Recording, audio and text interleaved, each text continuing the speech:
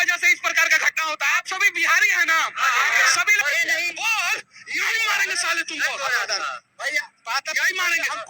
आगे बोल, गाड़ी लेकर तो पुलिस साला। अरे भाई तो अभी तुमने मेरे सामने बोल किया इनको, तुमको समझ में नहीं आता है? बोलिए गर्मी शांत करो, गर्मी शांत करो।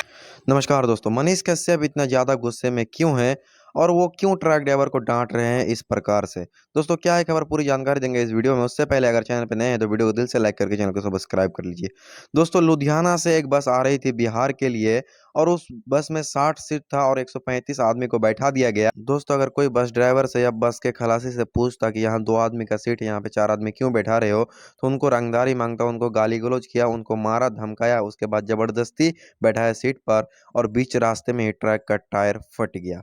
वहां पर किसी ने मनीष कश्यप को बुलाया और मनीष कश्यप आए और जम के रेले बस ड्राइवर और खलासी को और बताए कि बिहार के लोगों को कम हाँकने की गलती मत करना।